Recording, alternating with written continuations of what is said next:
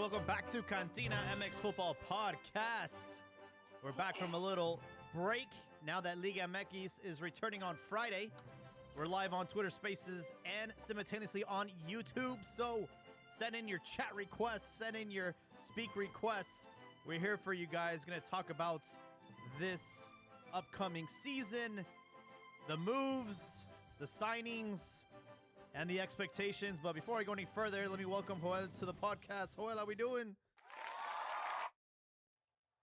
¿Qué ole, Jaime? Excited for this this upcoming season, which will be a short season, entre comillas, since it's a World Cup year.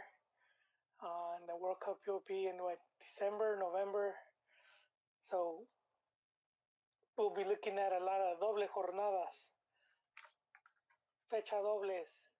That is an astute observation, my friend. I had totally not. You forgotten that. I had not even considered that. Is that why the season is starting so early? Yes, sir. That's why it's yeah, and for a lot of players, this is it's crunch time to see if they could get into Tata's good graces, or hope someone gets injured and they can slide in to that national team. So it should be interesting because I do expect a lot of players to play with fire in their ass. This is the big tournament. This is where players try to earn a last minute spot there on the roster, which has now been confirmed. It's going to expand to 26 spots. So quite an incentive for anyone playing within Mexico to go in, to go in and try to get and convince Tata that, hey, I deserve to be in the World Cup. Mexico is struggling for goal scorers. So if someone starts lighting it up on Liga MX, it's going to be hard to ignore going into the World Cup in November.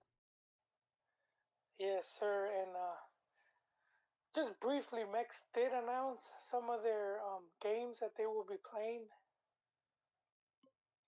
The selección, what is it, September, Jaime? I know they play Peru and Ecuador. I don't have the dates, but they are going to be playing two sort of matches, despedida matches. One will be in the Rose Bowl, and the other one will be up here in San Jose at Levi's. Yeah, I had the thing that they sent to announce it, and then I didn't save it, but I'll definitely be at the Rose Bowl game. Yeah. So Tuesday, September 27th, will be against Colombia. Wait, hold on. Am I looking at this right? Yeah. So September 27th, Colombia, Levi Stadium in Santa Clara, and then on Saturday at the Rose Bowl against Peru. Oh, you're going to both games? We'll see. Yeah, probably, if I'm being honest. I know I could do the Rose Bowl. The other one I have to check. I have to clear my schedule. But I'm good with one, though. I'm getting old, Jaime.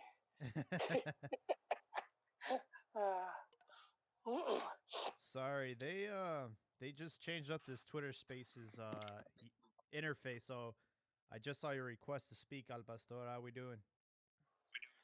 Oh, I'm doing well, guys. Hope you're doing well. Also, now I just want to say that they also play Sweden on the 16th of November in Spain. In Spain, hopefully Orbelin can get in a few minutes. Wait, did you say Sweden? They play Sweden wow. in Spain, and Girona in Spain, 16th of November. It's like the team that beat you, you gotta go back and face them. Yeah, well, good matchup. It should be a good matchup. But yeah, we already had the game to kick off the Liga, which was Cruz Azul Atlas for the Copa de Campeones. Although I think Atlas didn't need to play that game since they're back-to-back champions. I think the cup was held anyways, and Cruz Azul won it in penalty kicks. They won another title for Cruz Azul. It's been a weird couple of years, man. I mean, you've had Cruz Azul finally break the streak. Now you have Atlas winning back-to-back championships. I feel like things have gotten worse ever since Cruz Azul became champions. Wait, worse? Yeah, the world has gotten worse, man. Oh, the world. Okay. Well, do you think Atlas can be the first team in the short season to be three-time? They could three-peat. Oh man, if they go for a 3, I don't know. It's a short No, it's not season. gonna happen. The brother Like, that's the he's ref, gone. yeah, he's stepping down. So you knew they said, all right, people are getting way too suspicious. Nos pasamos de Chile. Let's just say 2 is good. 2 is good. Well, I'm gonna say that they're still gonna be candidates. They got some really good players. Furch, he's he's one of those players that he's been in the league a while, and he's always been like when he's on fire, man. He's very prolific. And Quiñones, man, he's quickly becoming one of my favorite players to watch. And I could see him leaving to Spain soon. And I say that because Irarragorri just became majority shareholder of Sporting Gijon Oh really? in Spain's second division. So he did talk about wanting to have a team in Europe. So he has it now. I think it was last year, November. He almost got Zaragoza, but the deal broke. You know that the team owed too much money, and they just couldn't come to an agreement. But he's in Spain right now. I believe he's still over there. I don't know if he flew back already, but he's majority shareholder, so I think he's the president too now. He's not just a member; he's also the president. Um, but and they're in second division. I do think he could get that club promoted. I don't think I don't think he's gonna have them competing against Real for the way he's been very successful with Santos and Atlas, and just how they're pretty much fighting for a championship every other year. But I think whole different ball game in La Liga. But I do think he has an ace up his sleeve. But I want to hear you guys' general thoughts on this first. I don't know. That just answered my question, or our question about whether they're going to three-peat or not, right? So maybe they'll be contenders, man. But the three's a complicated task, man. They pulled off a good one with the back to back, but it ain't gonna happen. Well, I'm just saying, the doble jornada might, I think they might benefit some teams. We'll see, especially the younger teams. I don't know how old that team is. I have a lot of questions because I don't know how quickly will Mexico quarantine their players for the national team, going into the World Cup. We've seen it in the past where they basically pulled everybody from their teams like a month before the tournament started. So I don't know if they're going to have like a very long concentration camp or a training camp leading up to the World Cup, and teams that start off strong might be disassembled quite quickly when it comes to the Did, th- playoffs. did that happen with others aside from La Volpe, where they got an extended camp beforehand? The one in South Africa was the worst one. That's the Vasco, right? Yeah, that was when like they pulled these dudes like a month before the tournament started, and like they were all just cooped up in the hotel. Like they caught Cuauhtemoc smoking a cigarette, and it was It was just like too much, like how boxers like they overtrain for a fight. It was just too much. It was way too much. I don't think they'll do it. I don't think it's in Tata's personality to want to be with the players that long. He's probably like, we've been. That's the reason I'm not calling you guys up because we have like our system. He's probably gonna just do the traditional 2 3 weeks and that's it. Yeah. Keep in mind, we're the World Cup is going to be hosted in the Middle East for the first time ever, and there's a lot of adjustment and customs that you kind of have to, you have to learn. So I'm sure there's going to be like a break-in period for everybody, for fans, for players, for everyone that's traveling into Qatar. It's going to be quite a learning curve. From my understanding, you're not allowed to like show skin, uh, or have sex if you're not married, or drink alcohol. Valiendo Joel, you can't wear your half shirts out there if you went, man. My half shirts. Damn. Yeah, I think a lot of people are seeing this World Cup like as a stepping stone for like 2026. It's especially on the Mexico end since we don't have like many high hopes for La Selección. But yeah, I mean, I'm not trying to say that I'm a degenerate, but it seems like they're taking away all the things that the World Cup's known for, which is like being like a Western society big party. And for like even like guys not being allowed to wear shorts, it's like, come on now. Like it's your culture and stuff. You want to respect it, but it also kind of goes against what of 90% of the people that are there do back home. Yeah, it's I heard it's been difficult to get like hotels and rooms and whatnot. So I know it's very expensive for a lot of the people planning to go, and even usually people that would organize like party groups or just groups, travel groups, where you could get discounts through airfare and hotels because you're like, we're booking 20 people. I don't think that's the case, and I know some people have been having a difficult time just because of where it's at, and restrictions and whatnot that they have.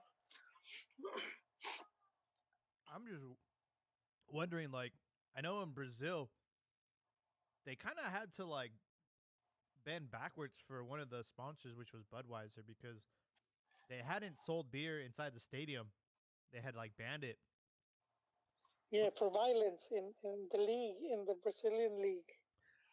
but then the World Cup came to Brazil, and Budweiser is one of the biggest sponsors, and they said, "Sorry, we're gonna have to sell alcohol. Like fuck your rules," you know. So I'm pretty sure they had a different fan base there than the local club teams, right? So I'm just saying, like, if I'm a sponsor and I sell alcohol, like Heineken, Budweiser, or whatever, it's like oh well, yeah, it's not going to fly well.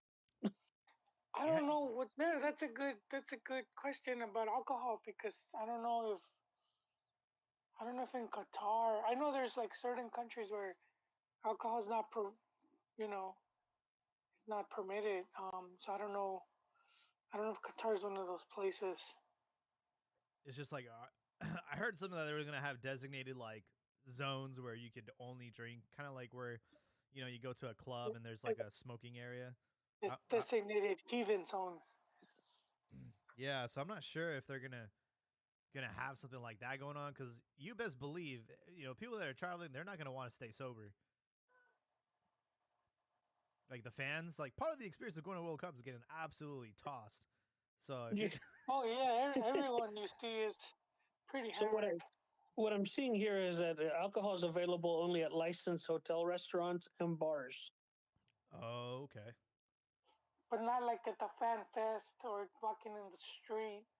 Yeah, No, but basically no public intoxication. yeah. Can you imagine the Mexican fan base? Go be tame for once. No, especially if Mexico's having a really tough time, man, with Poland or something. Do you guys remember that Mexican fans in France '98 that they were hammered and they were were pissing in. It's like a monument. It's like the eternal flame or something like that. And they were I trying to turn it off.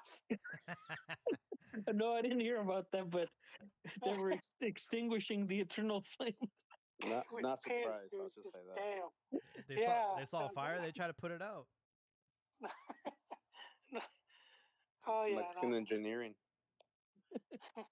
All I know is my good friend went to Russia for the World Cup, and he said that the town was just like a whole party city, and how you would go to a bar and get a beer, and they would hand you a balloon, and it was a whippet, and they were just doing that like to all the fans. They were just giving them a bunch of whippets, and he also mentioned that there was like a lot of like robots for like sex.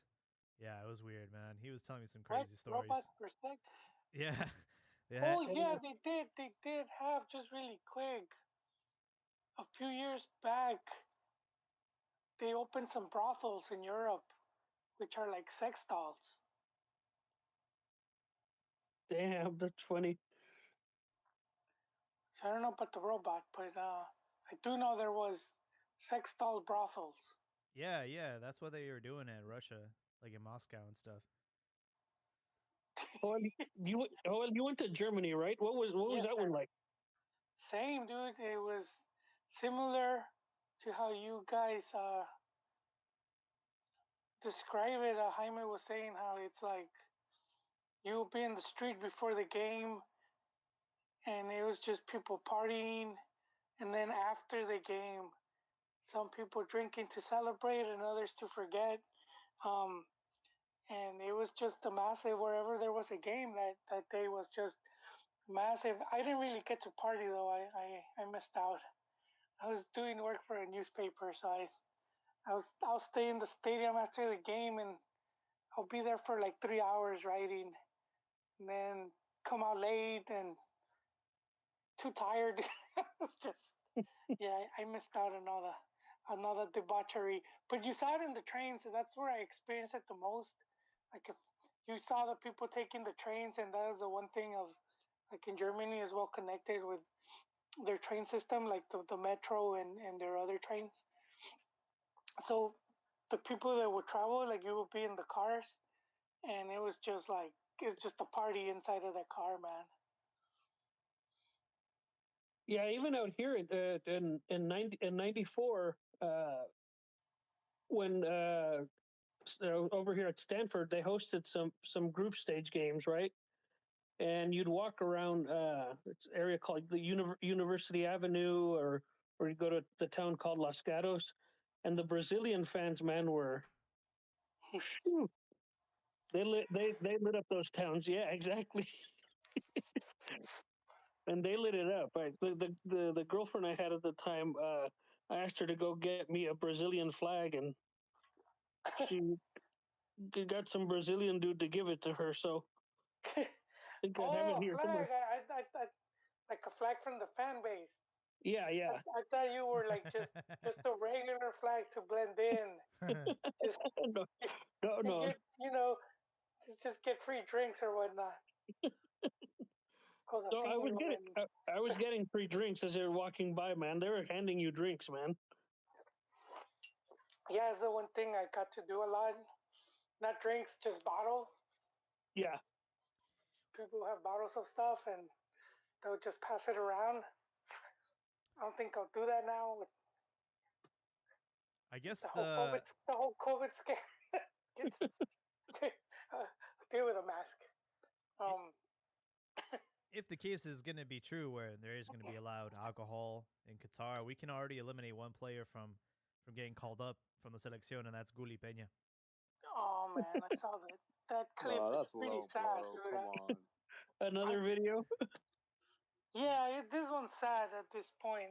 It's no longer funny Yeah, because we no. were talking about one where some girl is like filming him and saying like say hi or something, To her dad, and right? yeah, he She was starts gonna like send like a video to her dad about how she met Guli, and then he just he just says, I don't know, he was just like pissed drunk. He just starts making out with her.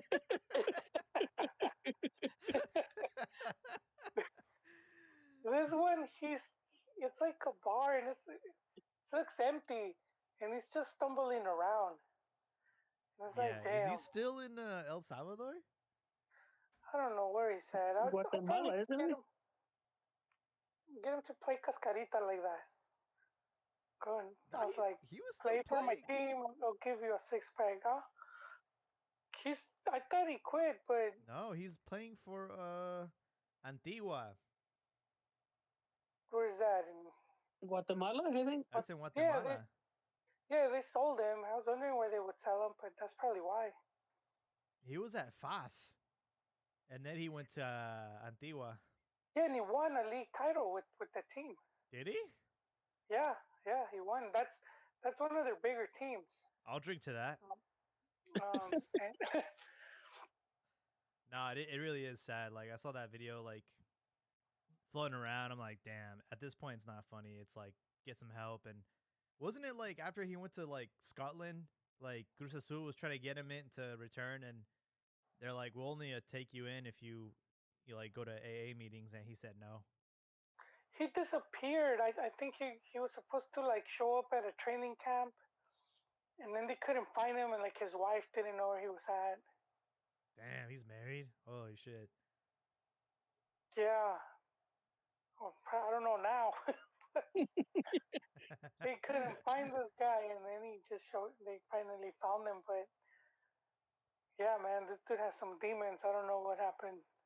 I think what Yeah. ruined it for him was him leaving Leon because you remember that press conference? He was like crying, like he didn't want to leave. Like, he was Yeah. being forced to leave, and then after that, he fell off. Once he went He over to did win. Chivas, he fell off. He was their top scorer. He was for one season. Yep. He scored like 11 goals. He was the Chivas top scorer, and I don't. Was he with the team that won? Was he part of that squad? No. Oh Or no, he left? no. He left before. He was already Yeah, gone by then. What did they win the cup? I don't think Gulli won anything with The Copa Chivas. MX? no, Gulli. I think I think he went back to Leon, didn't he? At Yeah, that he point, he or- missed he went- that he went back to PK Leon. versus America, and then like really fell off after that. the dude's only 32 years old too, man. So yeah, it is pretty Oh. sad that. He won a Super Copa with us in 2016, but Yeah, I remember him winning something. he wasn't part of our championship run in 2017. We had No. we sent him back to Leon. He was gone by then. Yeah. But he had like a good season, even though he was probably not even playing at full. I think at full capacity. This just shows his talent. He's very talented. Made it to the World Cup. Did he even play though? He was there though. No. Didn't he Uh, play? Was it what year did he go? 2014. He didn't. Didn't he play? I don't think He he didn't played get in the him in? World Cup. No, I don't think so. or did they cut him? I know he was part of like the process of going in, and he probably got final cut then if he didn't go. No, I thought he played. he went to the I World thought he Cup. played a few minutes. Yeah. He did go. Okay, see. Yeah, he played might against make him Croatia. that. There you go. Yeah, I thought so. Yeah. Oh wow, he did. That's crazy. Yeah. He got some minutes. Speaking of Yeah. bombazos, America have signed Jurgen Damm. This dude is lying when he was talking about he turned down a $35 million contract. Ooh, He said that. Julian He Like said pesos? he turned down Dollars. Bitcoin. Cause this dude, he went from they sent him to like to the youth team to. There's no way some team was gonna pay him that much. Are you talking about when he did his trials at United? No, like he said that before he went to America, he turned down another offer. I think in MLS, and that he was gonna get like 35 million. Bruh. There's no way in hell he was going to get 35 million from MLS. I think he's talking pesos, bro. No, he said dollars. Yeah. Unless one of those teams in like Saudi Arabia was going to overpay for him, but Because I really. No, I he's at Atlanta. He said that the reason he kissed the Oh, there you go. match. well, if it were Atlanta, then he's an idiot. 35 million pesos is $1.7 million US. So I believe it. No, dollars. He said dollars, No, Jaime. he said dollars. I think he maybe Figured. meant it like on the 5-year contract, but still, no way they would pay him like 7 million Nah, a ain't year. no No. way. I don't. I But don't even think he said Carlitos Vela's dollars. making that. No. Vela's making what, 5 million a year He was making like 7 to 9, but I don't know how much now he's making with the new, uh, contract? contract. You know, he It has. was only for 1 year. Or? I think so. Yeah.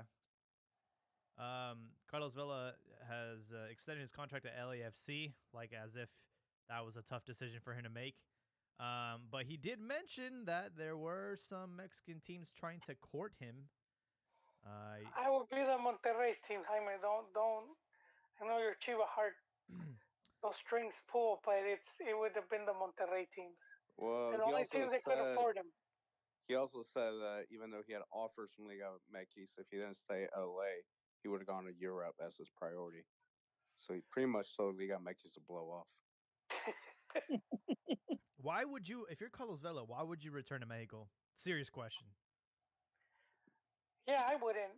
And I know that there's a large part of the press that would just make a living off of him, or you Like know, he already Greg, tries to avoid any like Mexican press or like in LA, like let alone going back to the country where that basically blacklisted him. Yeah, the reason that relationship is not healthy, it's just because of the press. So yeah, that's the only. It doesn't matter how much money a Mexican team will offer him. I just don't think he wants to deal with the press and then his family being involved and all that. He'd just rather be somewhere where he feels like he's more like respected and only criticized for sporting things and not to like the toxic level that the Mexican press can take it to. and was they say that because he was at a concert the night before a game or something like that. He went to like he went to a concert. It was back when he was in Sociedad, no? Yeah, Yeah, went to go see like Justin Bieber or some shit like that. But with Carlos Vela, he is gonna have some reinforcements with Gareth Bale and Cellini. It's quite an ensemble there over there in LA. I'm curious to see if he stayed a DP. hmm. He might Well, because the Bell's not even top 10 played in the league. He's only getting like $1 million a year. that's right. He didn't take a designated player contract. Yeah, I find that very strange. Is it? Do you think like is this going to be through endorsements and stuff? Well, I think the LA lifestyle definitely called his name because everyone kept saying his hometown club, Cardiff, because they share the same training grounds as the national team. But his home club ended 18th place in second division last season, so it's not like they have much to offer. So I think he saw LA, good lifestyle. LA's also in first place, and most importantly, he's just gonna keep him fit enough to show up to the World Cup. I don't think he wants something super competitive where he could like risk injury or where he feels he has to like put high numbers. I think it's Well, just a win-win Well, for both teams. I was under the impression that you go to the MLS because of the paycheck, not because of the lifestyle. I mean, I'm sure that's part of Both. it too. It's both, Jaime. But Yeah, he's a star. I mean, that LA lifestyle, that star can definitely bring him a lot of endorsement money or more followers. I don't know. Down the road, can open other doors. Who knows? well, the other thing is a stress-free lifestyle again, right? He's going to be able to walk the streets of LA without getting mobbed like you would, or out in Spain or England or anything like that. Oh, for sure. I think Luis Suarez said that he was in San Francisco and that like no one bothered him. That they didn't even know who he was. they're like, hey, that guy's should probably get his teeth fixed. Speaking of Luis Suarez, he snubbed. Who did he snub? Was he gonna go to America? Supposedly, He ends up going to where? River. River Plate. Oh man, I didn't know that. Yeah, that one surprised me. I don't know where they pull money from, but good catch for them, man. Why River Plate? That's just so weird. I think I think it's a lot of Uruguayos. I do think like that club too. So I think just playing in Argentina and just knowing what it's, he keeps having that like being a idolo, like the fan base over there can really, if you do good, only So if you do good. I Like, I have a question. Like, you had America, who was rumored with maybe a Cavani, maybe a Luis Suarez, maybe who was the other rumor? Luc De Jong. You had all these rumors about these big names coming to America, and in the end, they got Cabecita Rodriguez, Nesta Araujo, and Jurgen Damm. Are they like, they used to be the popular guy in high school and got all the ladies, and they're like, watch this, I'm gonna go get me another one, and like years later, they're just like, you're not that guy anymore. You're just the old fart. No one wants you anymore. they're the old Well, guys You're a still has going to the high been. school to trying to get the girls. well, the Monterrey team is younger, Yeah, taller, and more handsome these the, days, right? the, So the two Monterrey teams, the yeah, Monterrey twins. Yeah, exactly. Yeah, I I mean, do think Televisa stopped putting that much money into America as they did at one point. I don't think they have as much. I wouldn't say have, but generate as much as they once did, just because their big thing was television, and that landscape has changed a lot, especially with social media and whatnot. So I don't think, and they're a media conglomerate, so they were also radio, they were also like newspaper magazines, and all of that because of the internet. It's pretty obsolete. People don't really buy magazines anymore. A lot of people don't listen to radio the way people used to listen back then. If you're gonna read, they'll just do it online. So I think all of that has hurt Televisa. They don't. I don't think they make that type of coin they used to, and I do think that that's reflected in America, where they don't. I remember at one point they owned like, they still had like 30 players. They still had about 30 players on payroll, and they just had them the majority on loan to different clubs. There's so many players they would buy. somewhat related. It does feel like times are changing over there at Televisa.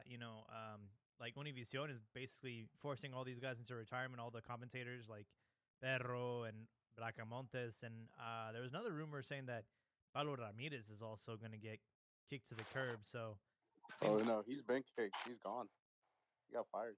wow. He big the big reason they say is that he didn't want to move to Mexico. So they said, "All right, well, you're gone." It's 20 years. What? How long was he there? Like, Yeah, he was there for a long He time. was a hold on, let me think this through here a little bit. 90, no, 98, yeah, 96, something like that. yeah. I think '98 was that the last. That was around the last time that you had Longo and Cantor, or around that time they left to Yeah, Yeah. Telemundo. they did a Yep. lot of Yeah, that sounds switches. right. I think Contacto Deportivo. I think that was their show. They got rid of that too. Yeah, they went Fernando Fiore route with Las Senadoras, and more like it was less sports and it was more like entertainment. Yeah. Yeah, and I think it has to do with what you said, how the landscape's changing. Yeah, Paramount Latin America was in Mexico, and they were saying how they're going to show the Premier League games, stream them through them. And the president of Paramount America was Latin America was saying how streaming is just changing everything. And they asked him about the possibility of streaming Liga MX. He just said that it wasn't worthwhile, like how the package is set up from like the TV rights, but he yeah. definitely said it was huge potential there. But he's just said it's been in a decline for the past couple of years. That Liga MX would need to do something in order to make themselves a wanted product. Well, yeah, that's the problem with Mexico is they can't bundle their rights together and sell it collectively. Everyone's kind of doing their own thing there. And MLS just got an exclusive deal with Apple TV Plus. So that's going to be the home for the MLS in 2023. You won't be able to watch it anywhere else. And I, I looked at that deal. I'm like, that's not as good as they made it out to seem. Because a lot of people are not going to have access to that. You can't just go to a bar and like watch it or whatever. So it's going to be interesting because it will affect Liga MX somewhat because the League's Cup will also be exclusive on there. So any matchups between like Liga MX and MLS, you're gonna have to use Apple TV Plus to watch it and pay a subscription for that. You know, Yeah, it's definitely interesting because I watch everything like like random links that you find online. Like I don't pay for all these subscription things, but I never did think about this perspective as the bar owner. Now you need like Paramount, Apple TV, and like who knows what Fubu TV, like all these different streaming services, just so you can provide like the games. Like let's say you're a soccer bar, so it's just like getting It's to a the point nightmare. where it's like yeah, it's a total nightmare. I've been lucky that my Fubo subscription has covered most of what I needed to watch. And I still rely heavily on like the over the air free matches on Univision and Unimas because they do stream or they do broadcast a lot of those Champions League matches on there, and Telemundo as well. I get that one for free, like with the antenna. Um, I can't like I'm assuming like with Univision missing out on like the World Cup rights. I think that's probably part of the decline. Part of the reasons why they don't have room for all these what do they call them, commentators and Yeah, do you know? Did they lose it for just one? Because sometimes they'll I don't know if they could get the rights for multiple years, but if that's the case, yeah, you don't need the 10 extra, you know, play by play and color commentary and senadora or whatever you have cheerleader in the background. And isn't Telemundo like backed up by NBC? So like, well, yeah, Yeah, when they're soon, owned. I think they're owned by them. yeah. yeah, they are. so wouldn't can Univision even like compete? I mean, is it like did they lose it, or is it like they were just never even in competition financially? Well, Well, I don't think they had the competition. it was like when the World Cup, it was like ABC, ESPN, and then like on the Spanish side, it'd be like Univision. Yeah, that's how. Yeah, Telemundo was small, so I don't think they had that type of money. Yeah, I'm not sure when like Telemundo and NBC like joined forces, but they have the Olympics now. They have the World No, Cup. they that not joining forces got bought out, Jaime. Well, yeah, you know what I mean. Yeah, Telemundo doesn't have a say, man. They're just whatever NBC tells them. What other signings have caught your guys' attention over the off season? With Guadalajara, really not much to talk about. They got Alan Mosso, and that was basically it. Well, Belin Pineda, he was very close. It seems. At least the club was willing to send him to Chivas, but the player said no. He wants to. You know, He said he wants to try his luck, but I think he's making a mistake here. I disagree. Well, World Cup year. That's why, because it's a World Cup year. He could make at least a mistake as far as like if you want to be in the World Cup squad. You're better off playing here than staying in a club where the coach already said he doesn't even want you. Well, that's the reason I disagree because I feel like even if he did come back from Mexico and he did decent, average, above average, he wouldn't be a starter worth Tata, and who knows if he would even get minutes. So I feel like he doesn't want to live with the regret of what if, because even if he stays at Celta and he stays on the bench all season, a Liga MX team will want him next season. So Liga MX at the end of the day is a safe choice. Even MLS, an MLS team will pick him up too. So I respect him for staying there, and also I don't think he's missing out on much in regards to the World Cup because I don't think he's that kind of guy in Tata's eyes. I feel like there's a lot of as long as Hector Herrera keeps doing well in MLS, he'll have that spot. Guardado will too. Who's Alvarez, Guti.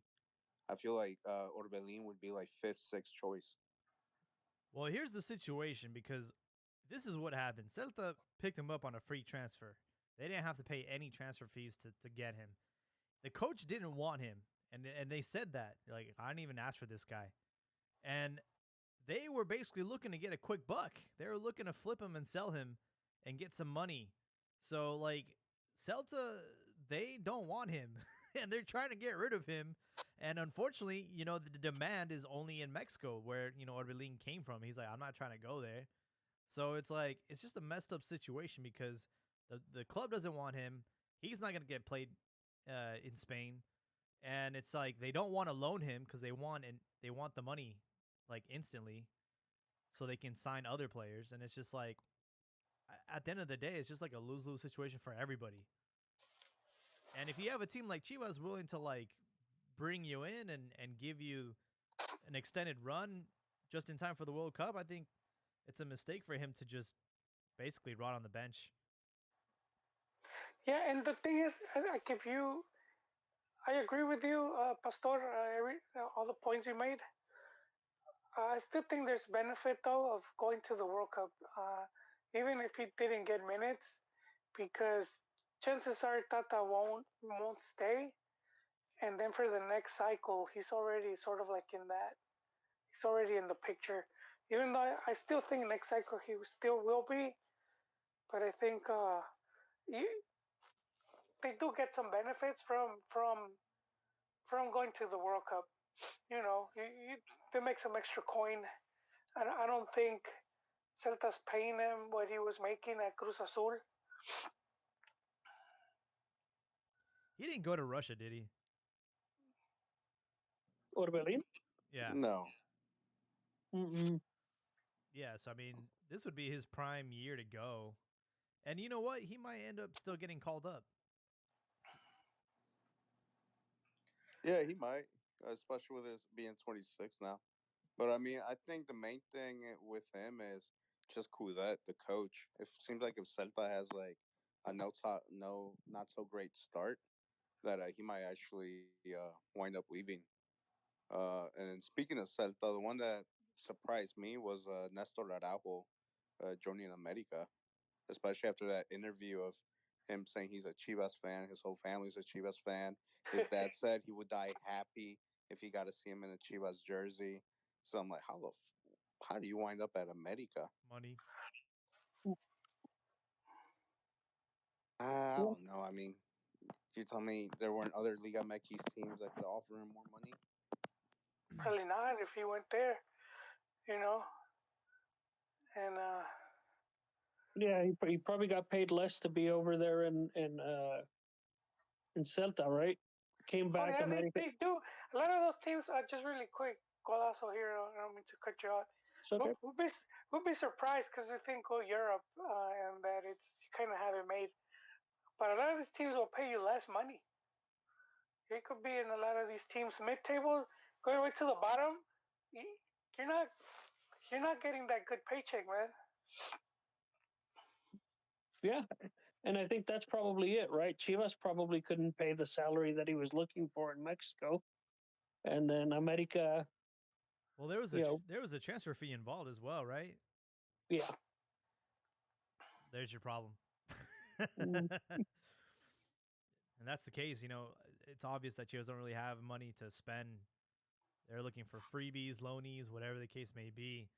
Um, I do Wait, find you're saying Jaime, are you saying that what the Pachuca guy said about Chivas was correct? 100%, man. They were trying to do some Indian trading to get Pocho. They were gonna try and you know trade some players or let them keep some players. I don't know. All I know is like, yeah, Chivas ain't got the money to just straight up like buy some player for like $10 million.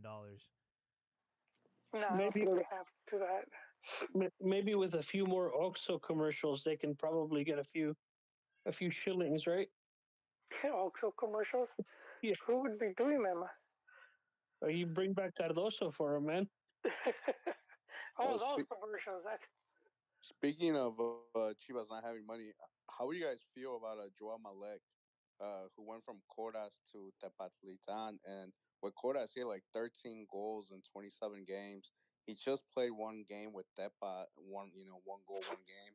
If he were to have like a significantly well season, and he's Mexican, 23 years, Europe experience, how would you feel about Chivas getting him since he would be like low cost based on his past of that Man, drunk driving accident? that's a really great observation, man. I had forgotten about that dude, and I remember when, because he had gone to court because he was going to get significant jail time. He he was one of Santos' top prospects, and he got hammered one night, and he was driving a car really fast, and he hit this couple that had just gotten married. I think they were on their way to pick up a marriage license or something like that, and he killed them both. Um, and so he went to jail for a time, and so he's part of Grupo Orlegui. I don't know if they still own him. What division is No, that team no, in? Sevilla They had bought him bought him. from Oh, Porto. he was. He was on I forgot vacation in that Mexico part. from Sevilla.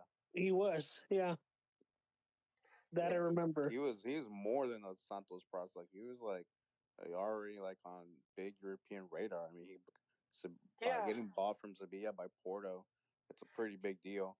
But he's half but he's in Liga Cameroonian, right? Expansión, Jaime, right now. Yeah, his dad. I think his dad played in Mexico, and he was from Cameroon. Okay, I was trying to remember if I could remember how his dad was, but yeah, I know it's Expansión, and I think enough time has passed where fans will probably forget that because it's just very tragic. And we talked about this a while back. Jaime had reported how he was going to be playing in the lower leagues, and our thing was, mentally, is he going to recover? Because killing someone is, it could mess with you. I'm pointing out the obvious here, but sometimes we don't take it for granted. But just doing that could really mess with someone. Um, but looking like, I remember Ramon Ramirez was in an accident with his truck, and he took out a whole family, man. And he still played for like a couple years. Um, he didn't play the same though. I do think they should look into him, man. I agree. We'll see what happens. Yeah, He's let's see what kind of season he has. But if he has a similar season to what he had with Cordas, he's definitely going back to Liga MX first division. With who? Who knows? Yeah, they're gonna have to do some type of campaign to, like, or hope for the best. Where it's like that's the first thing a lot of the media is gonna start reporting on. They're gonna start, like, you know remembering that tragic event, and so they're gonna have to, like, do some publicity there to, like, he should be helping orphans and old ladies cross the street. He needs to be doing all that type of stuff right now. It sounds funny, but you kind of have to show you turn the leaf, man. You're gonna have to start making up for that. Uh, and so yeah, man, he's travel to third world countries, help deliver babies. He needs to work on that image for if he does come back, they won't use it against him for so long. trying to find that striker that Chivas bought from the second division because he was scoring a lot of goals, and then When was this? The bigger guy. yeah, Like, yeah. and then he ended up Man. he ended up playing like a few minutes in the season, but nothing came of it. Paulo Riziar, yeah, No, you think Luis Marquez? No. no, Paulo Riziar. He's like, Oh, most recent. Oh, yeah, yeah, yeah. yeah, yeah. I mean, Okay. Yeah, I heard good things about him. they've shown that they're willing to give someone a chance. So if he is scoring goals, who knows? Maybe Joao could play for Chivas. But wouldn't you think like Santos would have first dibs at that? Mm, If he's still tied to Grupo Orlegui, yes. maybe like old school Pacto de Caballeros, yeah, but it seems like Santos wasn't really there for him throughout this whole situation. I So thought he they were might. because the team he went to was owned by Grupo Orlegui. The Who? team he started Malek when he's Sevilla drops him, and then the first team he started playing for in the lower divisions, I believe it was owned by them. No, the first time he started playing for was the prison team. probably probably owned by them too. No, he went Um, to Deportivo Cafesa Jalisco. I don't know who they're owned by, but I'd be surprised if it was them. Martin Castañeda owned that team. I don't know who that is. Codazo, man. I don't. Third You, division you, you team. you will know the manager of the team though. Who's that? Omar Esparza, man. Huh. Oh man, that's a name I haven't heard in a long time. Oof. That's right, man. He's Wait, so 23. then he went to Guardas de Pic, but they don't have an association with Chivas anymore, do they? No, that was the team owned by. Um, it Jose was Luis owned by Higuera. Higuera and Angelica. Oh. Yeah, they were funneling money, man. Uh, I must have looked at the wrong thing because I thought Malek had gone to a team that was owned by, but I guess not. I, I guess it was just like rumored that he was gonna go to that team. Uh, So based on the it's on Wikipedia. So well, I don't know how this works out, right? I think he's so it says he was Santos Laguna, and then he was loaned to Porto B, and then he was loaned to Sevilla B, and then he was on loan for Cafesa, right? And then next to Corres, there's no loan, so Yeah, I don't know if they did a transfer there. yeah, so Santos may not have any ties to him whatsoever anymore. yeah, Grupo Orlegui, guys, come on, it's not Santos. It's Grupo Apologies, Orlegui.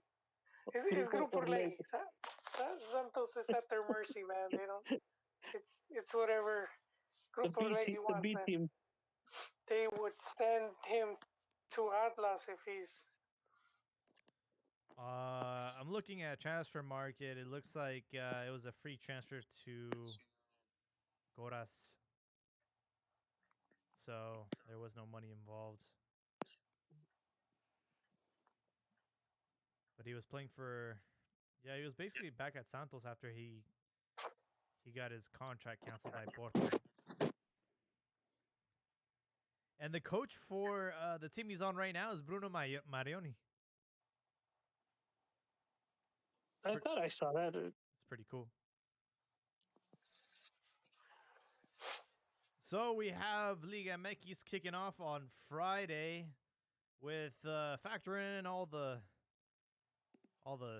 new signings and I guess the World Cup and how some squads have made additions, some squads haven't made any changes. Who's looking to be the king this season? Who's gonna be the champion? Who's looking good? Who's the contender? I don't know about king or champion, but Pumas has definitely surprised me, especially with their last two signings.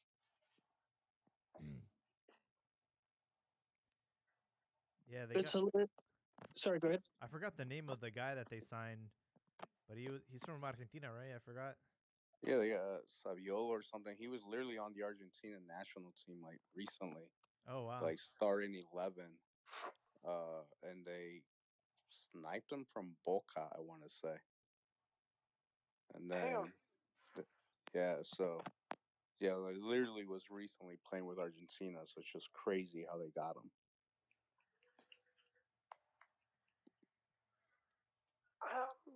This dude turned out Boca in a World Cup year.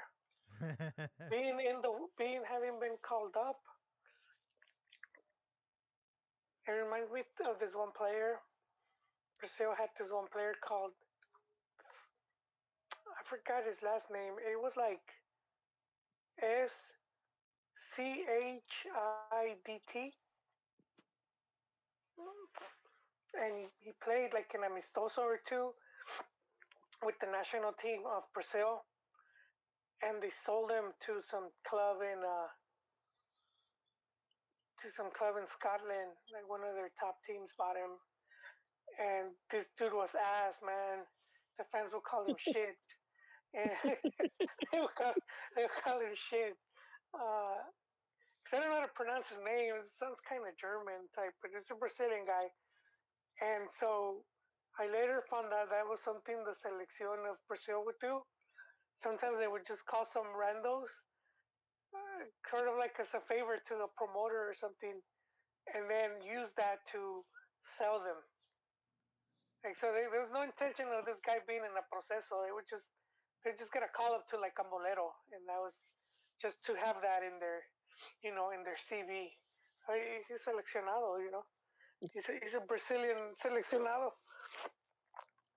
Yeah, I just looked him up. His name's Eduardo Salvio. He's currently plays for Boca Juniors, and Pumas got him. He's also an Argentina national Wait, but player. how old And is he? Is frequently he gets like called up. 30, He's 31. 35? All right, I knew there was a catch. And he probably has like some injury, some cross ligaments or something. He's a fall. He's one bad fall away from just missing the season. He he's on his way to try to collect the paycheck. He's on stitches, dude. They're just hoping they don't fall off. He went from Lanús to Atletico Madrid to Benfica, and then at Boca. This dude's walking away from Copa Libertadores to go to Liga MX. But no, And there's they also got Gustavo Del Prete, who's a really good player in Argentina yeah, league that was the also. guy. That was the other guy that they So they signed. got two good Argentinians. I don't know if you saw the reporter that came out and said that Liga MX is an amateur league, and the only reason these guys are leaving is for the money. I did Damn. Because see a headline they're of that. kind of like booty hurt that these two guys left Liga MX.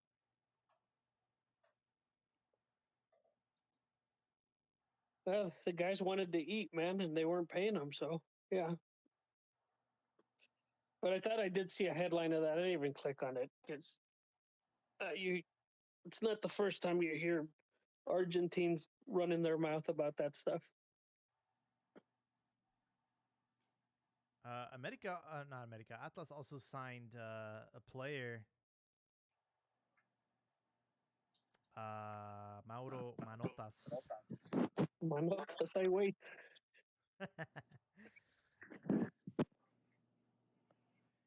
Yeah, they had a very clever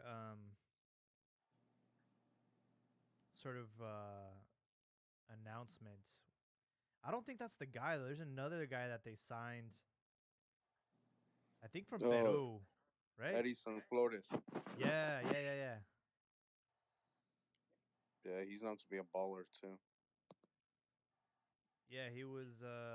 Where was he He was before? he was with DC United. Oh, okay.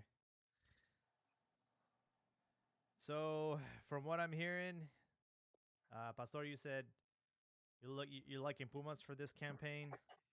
Not liking them. I was just surprised because they're known as like not having money, and that's why they got like Chino Huerta, and they gave us Mozo. So I thought like we like robbed them for that, and then they go and get two really good signings from Argentina. So it completely surprised me. So I'm like, where did this money come from, and how come Chivas can't get any of it? It's a good question. Well, I think they're not known for money, but if you see who's on the board of the Pumas, a lot of these dudes are tied to some pretty big companies. I don't know how their finances work though. Ricardo in the YouTube chat, of course, saying that La Catorce is coming and that Right. everybody is shaking. I don't know about shaking, but I do think Cabecita is a really good player, man. I was surprised when he left. He didn't have a good season in Qatar, wherever he went. But I think he'll be back at home in Liga MX, and I do think he can he can continue being a headache, man. This guy he's very prolific. I don't know, man. I feel like ex Cruz Azul players that go to America, as far as strikers go, they didn't really pan out. You had Loco Abreu, you had Chaca Jimenez. Might be one more too that I've left out, but I wouldn't say that their time at America was anything memorable. But I think Cabecita being back in his element, it's definitely a plus for America. I still don't see America winning anything this season, though. Neither do I'm, I, especially if he's depending on Jurgen Damm to send him crosses. no, I'm certainly shaking of laughter, man. That the America's going to win that next one.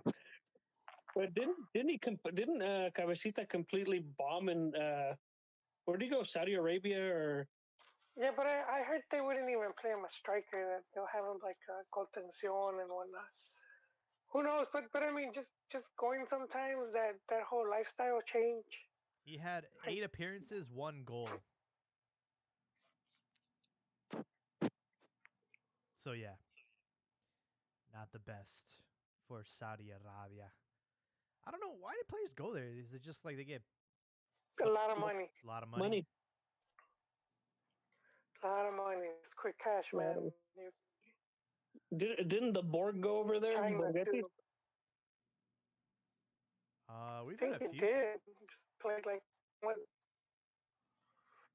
I know Hector Moreno went out there. I'm pretty sure Jared Borghetti was out there. Yeah, he did. But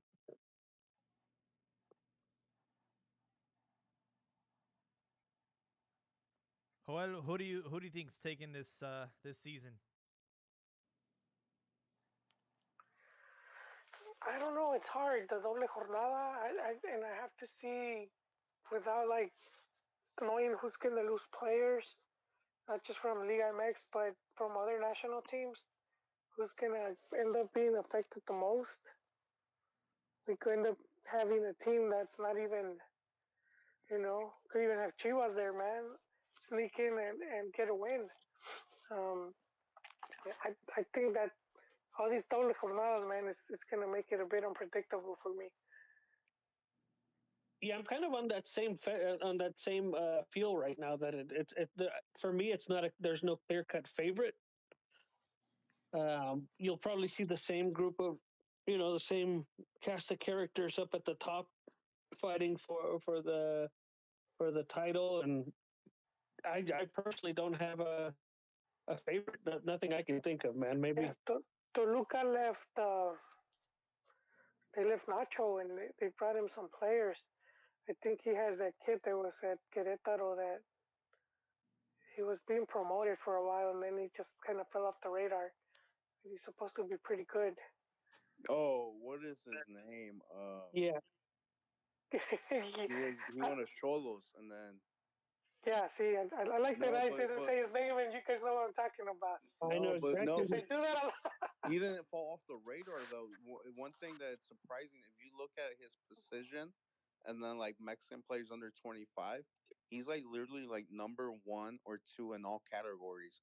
Whether it's like passes completed, passes in the final third. Well, like he's like numbers Marcel wise, Ruiz? he's killing it. Yes, Marcel that's it. Ruiz, That's it. Really good. Yeah, he's actually killing it numbers But wise.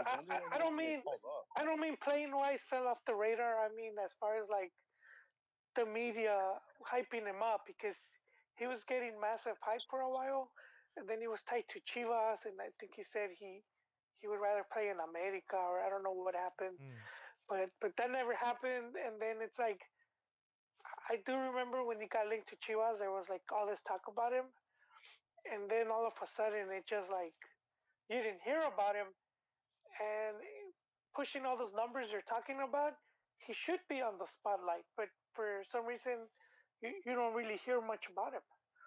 So I'm just glad he's with Nacho. I think I'm glad Toluca, held on to Nacho and letting him build a squad. And I think he's got a few players that he managed to get. I don't have the list though, but I think if that works out, man, You know, I think he could be one of the players there, Ricardo. I think he could be you know, one of those players that we were talking about that could kind of force their way into the selección, where it's like just playing so good you can't ignore this guy. Oh yeah, Toluca is stacked. I mean, Toluca got Volpi, Mosquera from León, Meneses from León, Fernando Navarro from Pachuca, Marcel Luis, Carlos Gonzalez, a striker from Tigres.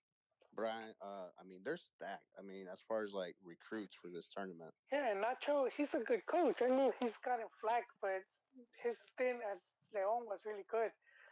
And I think if he, I do think he could do definitely better than he did last season.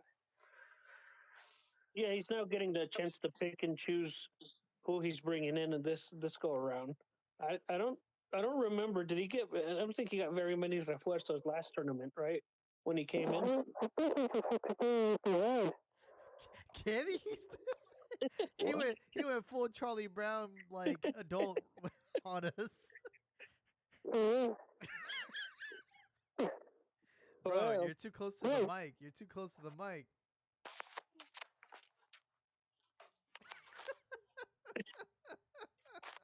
Okay, hold on. Can you hear me Man now? was eating that mic.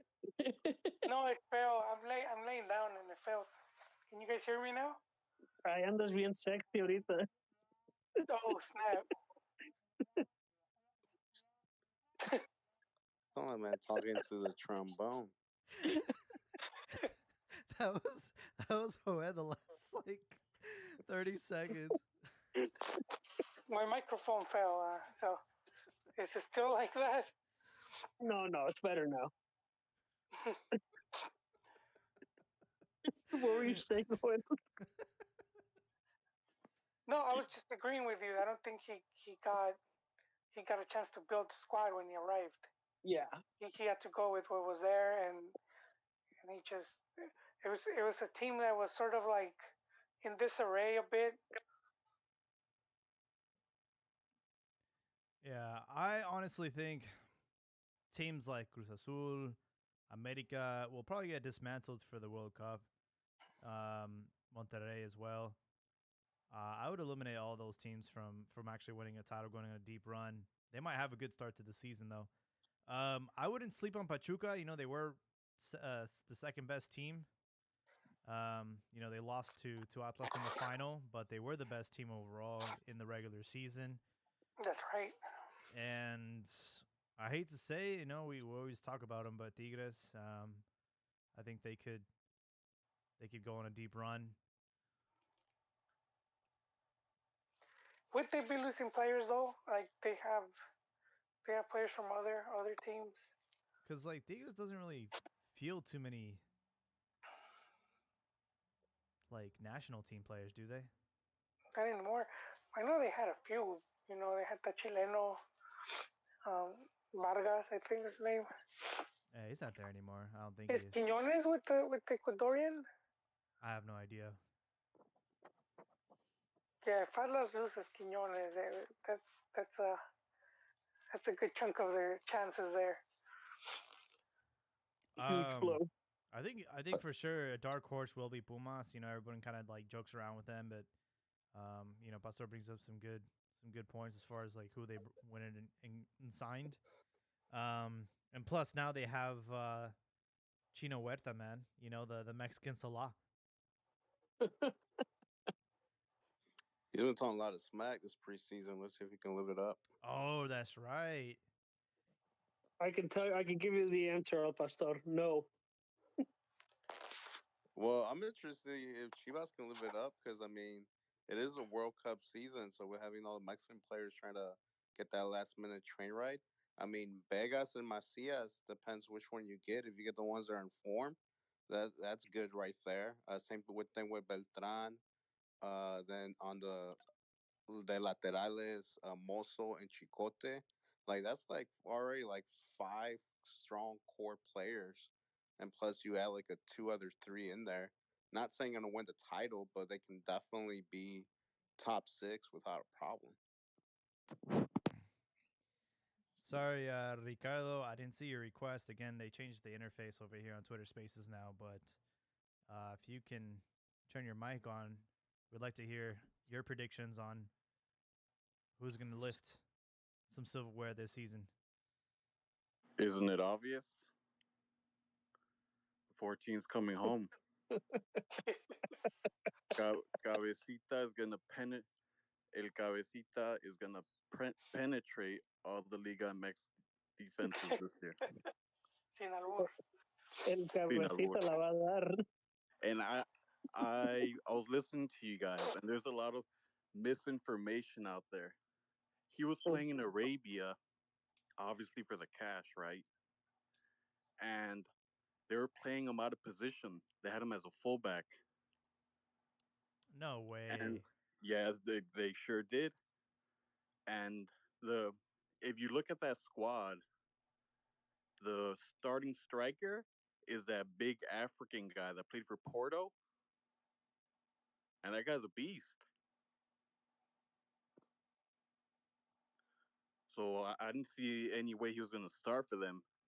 But I wanted to, real quick, I wanted to call out Joel for. Oh man. I'm pointing. Lately, I've always agreed with Joel and with a lot of Yeah. things. I'm like you guys always say, I'm the number one fan. Thanks to the algorithm, I found out about you guys. But Joel, you said something back in the day that recently has been disproven Oh, I about hear this. you and Yon and I don't know who else used to say, oh, the Mexican teams will go to the Libertadores and Sudamericana, and you would say, it doesn't matter. Mexican teams and players would make excuses about how, their referees are against us and all this and that, right? That did happen a few times.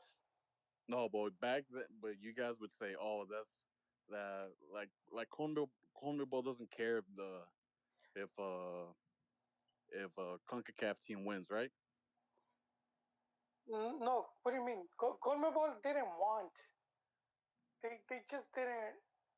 They used to put stuff in place to make it more difficult.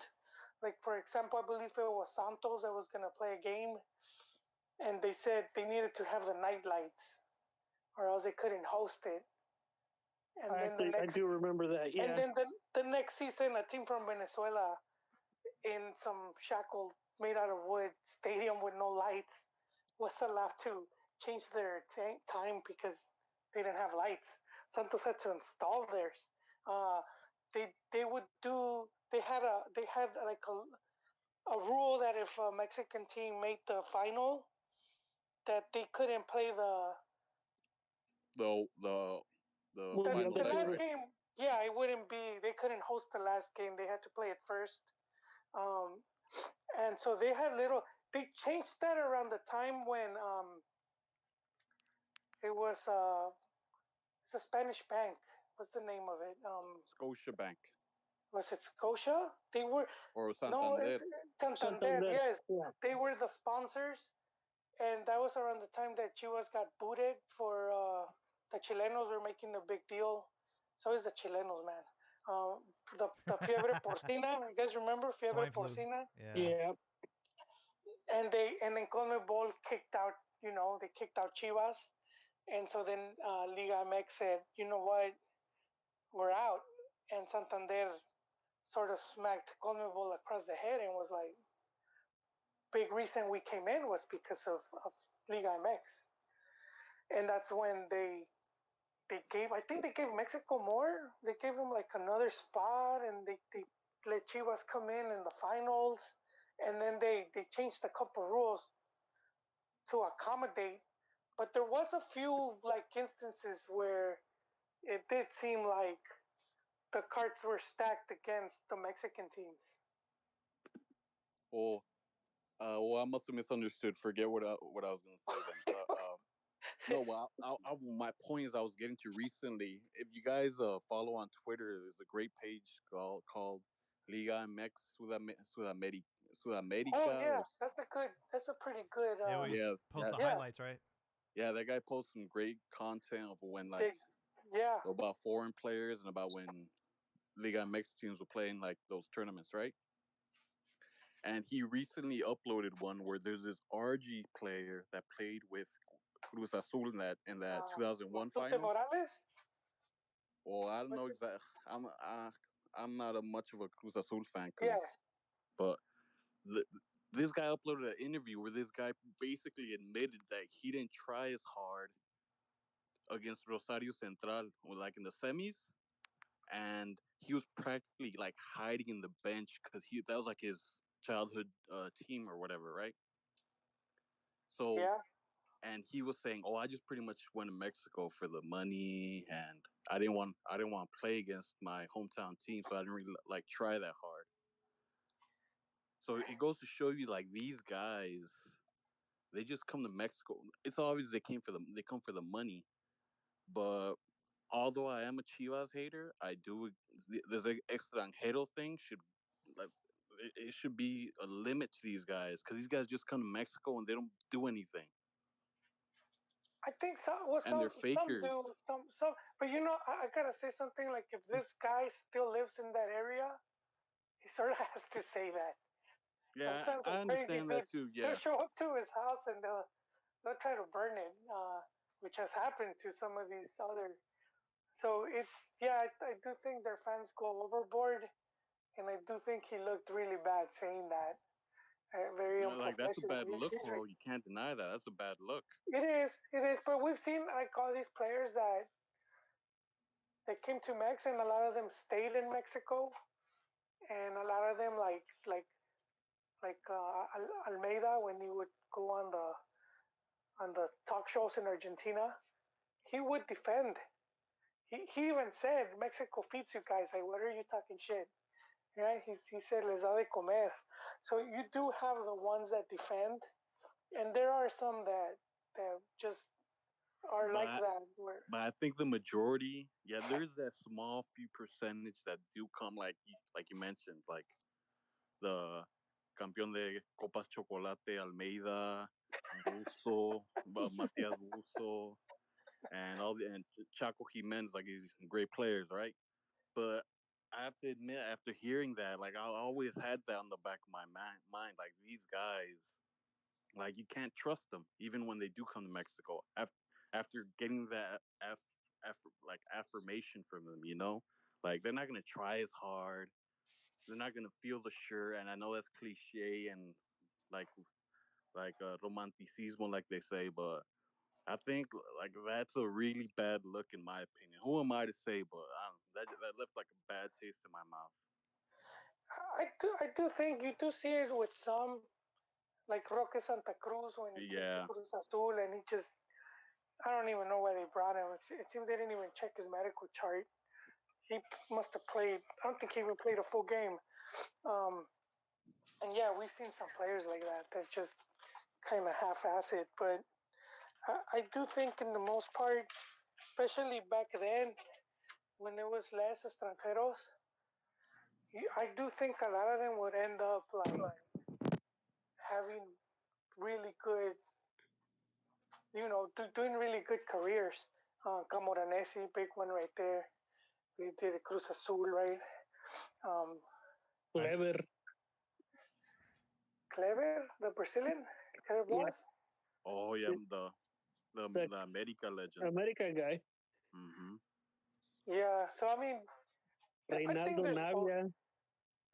But like I was saying, I misunderstood then. Well, forget I was calling you out. But another point that one Chivas has egg on his face for like the fourth month in a row, man. They were begging Orbelin, and this guy doesn't want you guys. He wants to go to. He'd rather sit on the bench and rot than to play with you guys. And it's embarrassing. It This is guy's embarrassing, dude. it's Whoever egg, whoever did their chicken talk. contact management, man, or the whoever's the guy involved with our Twitter account is a fucking joke, man. Oh No, yeah, they've done some but stuff. they're saying that was like they did that so they would have Yeah, the fans put pressure on Orbelin, not so much them. So it's kind of like they're like, oh, I'm. You see, he didn't want to come, so that type of situation. But that's a bad look. It is. But at the same time, I feel Chivas is like backed into Desperate. that corner. No, they are desperate, but also like as far as with the fans, because I don't think a lot of the fans understand how difficult it's become for Chivas to get players, and so they're always ragging on the owner and whatnot, and it's like it's this isn't the old times, dude, where just the name, just the stripes alone would bring you. Now it's different, and you have a Marcel Luis. If it's true, the rumors are true. Even that guy turned down Chivas, you know. So it's and I've heard of like even youth that left. Cesar, what was it? What's that? Um, no, Carlos Salcedo. He left. He was with the youth, and he left. He left them. So I mean, it's not like before, man, where you know it's Chivas was the big name, and you just wanted to play there because that was a big thing. Their system is obviously flawed. Modern football, like, yeah, you guys can say that, oh, it's all Mexican, but there's only three examples, right? Like the Ecuadorian team, and that's that Bilbao. But if you notice, none of those teams are successful. Like the modern football, like, you guys hate to hear it, but there's no team out there without extranjeros. No, I don't think that's the solution. I think the simple solution is having an owner that's willing to spend. Because I mean, if you look at it from a culture perspective, look at Selección with Juegos Moleros. They know they play a weak opponent, but they love La Selección so much, like they fill those games up. So if you have an owner that does that with Chivas, where he's willing to spend the money and like he brings in like Moreno, where he was closer to his prime, like veteran players that are in a good form. They're national team players. You make it an attractive product where you might not win every tournament, but you're definitely always competing in the top four. Akron stays packed. You get a lot of sponsorship deals. You can even take the team to the U.S. and those friendlies. Like you can't sell them out against top teams because you have a lot of national team players on there.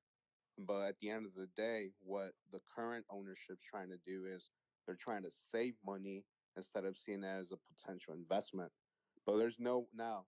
If you're saying that the Mexican players is not the answer, then what is the Mexican team doing as well? It goes back to your original point. If Mexican players cannot compete in their own league, how can we expect them to compete in the World Cup? So in that case, let's reduce the amount of foreigners and make sure that the foreigners that are coming in are quality foreigners that raise the level of the league and not just random guys taking up space. But you can't expect like good selección and bad Chivas. I don't agree with that statement because you But regardless of your that, guys is golden year in it's the not that it doesn't Campeonísimo, right? work. It's just the owner.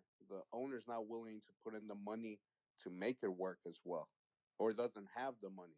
So the main problem is just the current ownership and that's been running that family has been making more money off it to fund their other business instead of having money set specifically for Chivas and treating it as one of the most popular clubs in the country that requires a huge amount of money to be put into it every year. Yeah, But going back to that point about the selección, like I was saying, what if when the Chivas golden years, in that campeonísimo de chocolate, why didn't if that was the case, why didn't that team win the World Cup if you guys won 8 with all Mexicans, right? Are you gonna tell me during those times Liga MX as well was packed with quality world foreign players? It's Oh, not to say. I mean, that's all no I hear. tampoco. But it's the same. But my point is trying to say, for example, right now that Nestor Araujo, who supposedly was a Chivas fan and his family is went to America, Hmm. Herrera went to Houston. If Chivas had money where they could do things like that, where hey Herrera, you got 2 years left in your career, come over here. Nestor, you're done with Europe, come over here to Chivas. We got the money to do that. You're building a strong competitive squad. You're gonna sell out the stadium. The team's gonna compete And right now, during the summertime, where you have all these European teams coming to the U.S., you're also going to sell those crowds out. So I mean, the philosophy can work, and it can work because Mexican culture is so patriotic that if you have a heavily competitive Mexican club competing against all these foreign clubs, it can definitely be a money cow, cash cow. But the owners aren't treating it like that. The owners are trying to get out of debt by saving money that they don't even have to save, instead of just selling it and letting someone that wants to spend and invest handle the club. But I completely disagree that the philosophy that's only Mexican players doesn't work. The team's not doing bad because of the philosophy. The team is doing bad because there's no money in it. It's just lack of execution, yeah, from the owner's part. Um, I don't also agree that like buying all these Big Macs would change things at Guadalajara. We saw what happened with Oribe Peralta. You know, that was our big signing, and he was just a waste of money. Come on, big signing. Come on, he was like near like towards No, retirement. my But if guy you had a good Oribe. combination like We youth were and cantera and like reinforcing spots that you need with like players, yeah, veterans or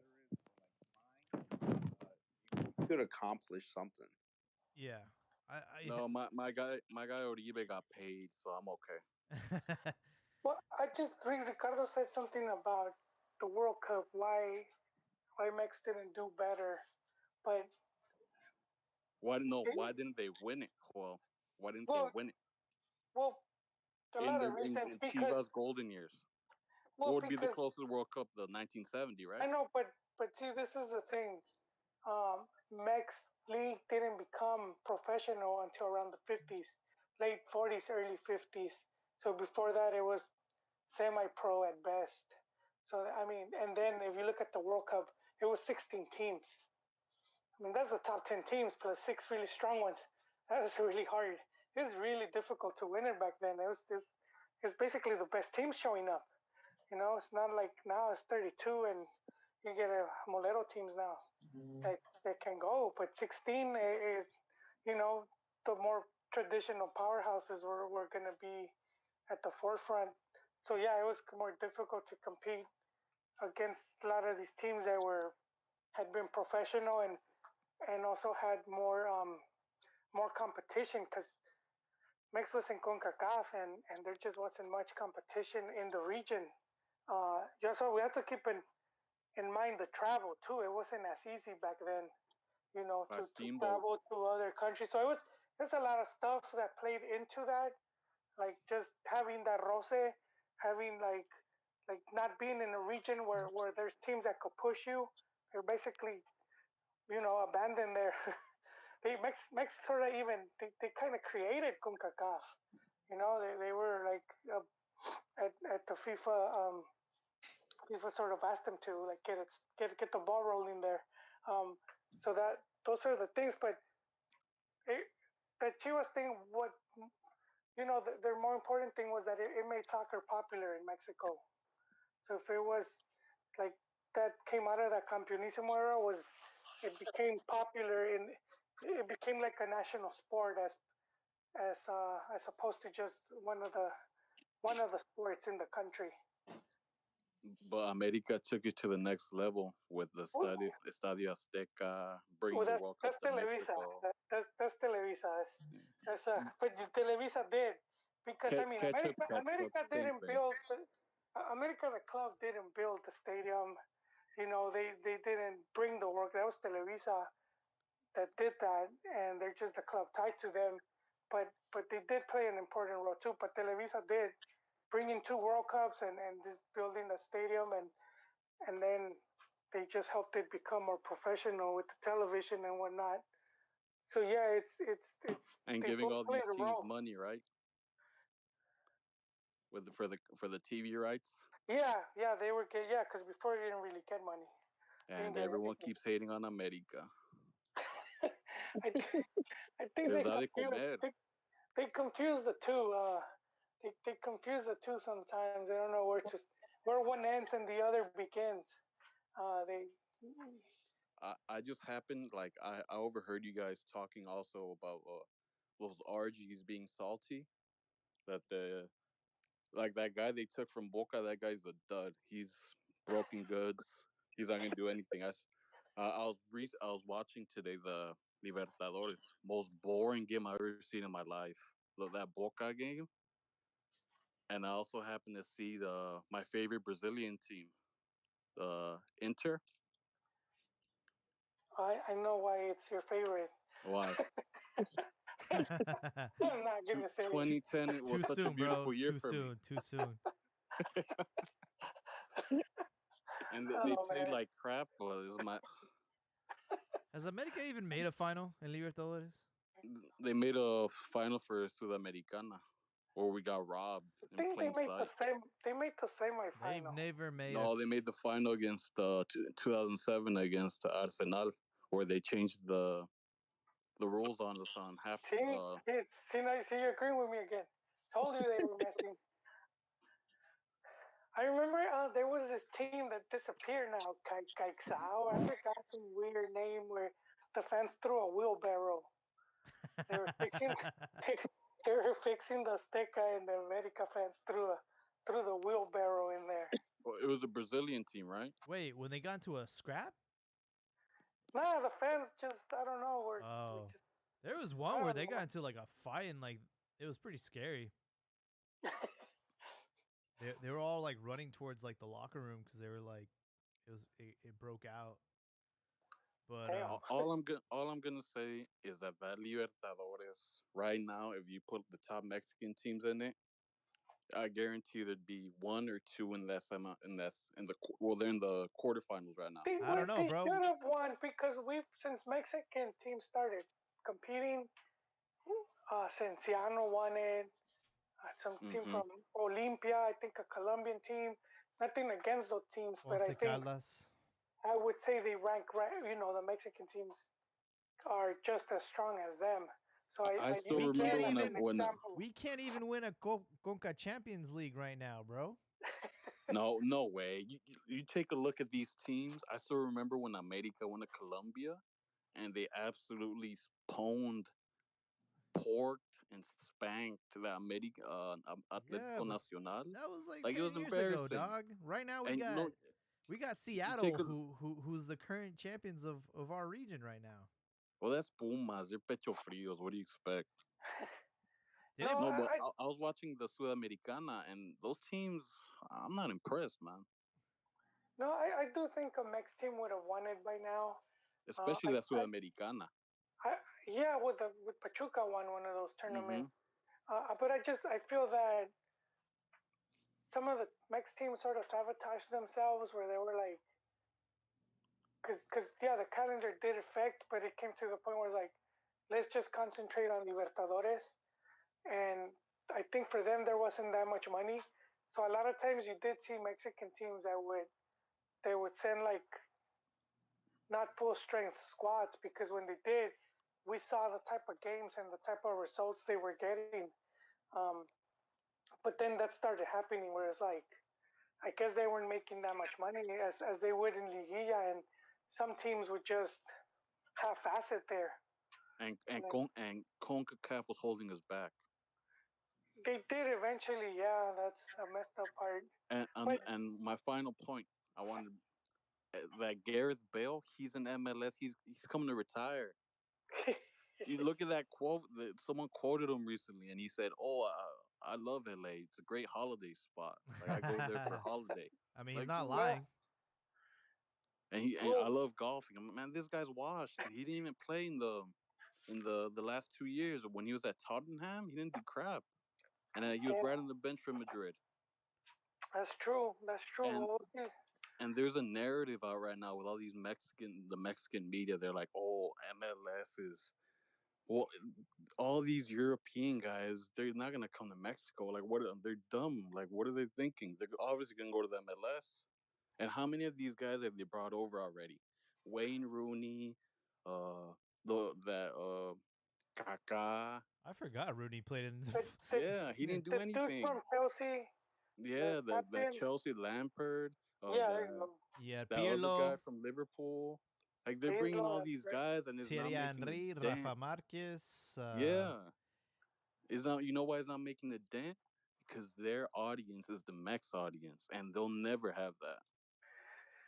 Never. Um, yeah, I don't know why. Well, really quick before we go off topic, they're thinking of doing a tournament leading into the 2026 World Cup. Maybe another type of Copa America Centenario. That type of tournament between CONCACAF and CONMEBOL, since Mex, US, and Canada will not be in World Cup qualifying. So there is talk that they might host a tournament, Well, and that would be I think neat I to think we see. I think we can all agree that that one was very successful. The one that they did here. Yeah, it was nice. I got to go, and I want to go to another one. And Make it happen, someone. I don't know. It didn't really have like Copa America vibes. I went to the semifinal, Chile versus Colombia. Like honestly, felt more like a friendly. Like even though I've been to that Copa America, I still feel like I haven't been to Copa America. Like I actually Well, want to Hmm. go to one in South America. that's what you yeah, get with I the. was there for Mexico, Chile, man. That was brutal. Oh, That Yeah, was. just as long as we don't play Chile again. Well, I'm just saying, like, it was really cool to see all these like teams that I would normally not have access to here in the Bay Area. hey, I think I went to like a Uruguay Jamaica game and it was like $5 to get in. It was damn. just like so cheap because like nobody wanted to see that match, and yeah, I think it was a success. I'm sure they generated a lot more money than they They normally did. would. Yeah, so Yeah, I could see that it's happening just again. across the board, attendance, everything. I Um, still remember that dork Alexi Lalas. He said the USA was gonna be Argentina 3-0. he's a troll. He's He likes a to troll. bum. Yeah, he's like Alvaro Morales. That's his part of his show. One last thing that I forgot to mention today. Rafa Marquez is back at Barcelona coaching the youth. Didn't he already do that? He I don't. did, but then like he was coaching one other teams, and then I think he was in line to take over the B team, and then I don't know what happened. Next thing you know, he's in some other team. But I mean, look at Marquez, man. He's over there coaching these little teams. I don't know if it's because he wants to be a coach or if it's because he needs money. Remember, he had that they froze his assets a while back because he was tied to some narc enterprise. And then let's just remember that he was at Atlas, and when Grupo Liga came in, they They unceremoniously, booted him. I can't say it. Unceremoniously. Yes, there you go. I'm paisa, man. No se rían. Yeah, they just booted him, dude. Not even going away, nothing. Just, uh, you know, they don't They even gave him mention one him. season there. No. He was part of the He was part of the ownership, wasn't he? Wasn't not, he president? he was Yeah, yeah, he was part of the directiva, but he got booed. Like, you're not gonna be here, man. And then this was the other thing that happened.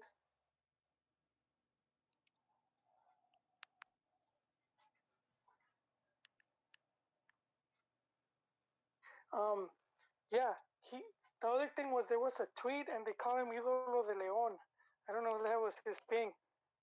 Oh, I saw that today. That's right. I mean, he won 2 titles with them, and he won none at Atlas. he won that bicampeonato like that legendary Atlas team did. Yeah, I'm just confused because he was, he got his coaching license. He was coaching over there. Then he gets involved with Barca, and then didn't he like decide to take a job, like a journalism job in Mexico? He was at TUDN, wasn't he? Yeah, Yeah, they're saying he was at to then. and then He doesn't know what he wants, man. oh, I think the money. I think the money was probably more enticing. It's like They're when saying Xavi hooked him up with that job because they're buds. yeah, it's just like when Norma Palafox like put her career on pause to join that TV show. Um, because obviously like the money, like they weren't getting paid well. Liga MX Femenil, like they don't get paid. In fact, didn't like Querétaro like reach out to Gignac to like fund them or something? Why does Querétaro even exist, man? I don't. Yeah, they're terrible. Absolutely terrible. But yeah, like the Feminine team hadn't gotten paid, and they just decided to reach out to Gignac, maybe to raise awareness or to start like a GoFundMe or something. But it's pretty embarrassing, to be honest. But with that, we are almost at the 2 hour mark, so I'm gonna wrap things up for tonight. Do you guys have any closing thoughts for episode 340? Just my Before thought. I'm just going into the season. I'm just curious to see which players are gonna end up looking really good, and if any of them manage to get into the World Cup team. I think I'll close out with, even though it may have felt somewhat like a little bit of a friendly with the Centenario, I'd be all for having another one of those. I think, in particular, with Mexico not going through the qualifying stages, that would be a nice little tournament for them to participate in and get a chance to play some teams that are also a little more difficult than the usual CONCACAF teams. Yeah, with Liga MX, players that might get a surprise and jump on the train last minute. I'm gonna say there won't be any, but you never know. But the reason I want to say there won't be any is because Pocho Guzman came out today and said that Tata gave him a call that higher ups they want him to call Pocho up. But the reason he won't call Pocho is because he doesn't have any change in his rhythms and his transitions of the game. So I was like, so you're telling me that like Pizarro does? mm, So I'm like, come on, man. If Pocho's like killing it, and you're saying like his on-field issues that you don't like the style, you don't or think he's lacking things, it just gives me the idea he's pretty much set with his guys. So even if somebody like Macias does go out and kill it, well, actually that's different because the striker role has been like missing. But like midfielders and defenders, I feel like he's already pretty set on his guys. the same culprits always holding Mexican players back. They're saying that Chivas got rid of Pocho because he had tattoos. Hmm, that's interesting. Times have changed. But America's gonna win it this year. Cabecitas, he'll struggle halfway through the season, but he'll be the top goal scorer. And another punch to the gut to Chivas, we get another Mexican player that they can't afford, and Nestor Araujo. So it's good to be an Americanista right now. Well, there you have it, folks. Kids, if you're listening, Ricardo's a good example of why you should always have a vivid imagination. Never give up on your dreams. I think Joel has one more thing for us, Joel.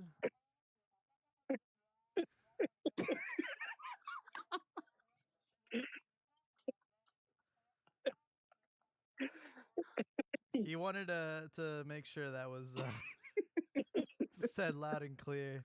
Liga MX returns on Friday. We have Toluca Necaxa at 5 p.m. We're back, baby.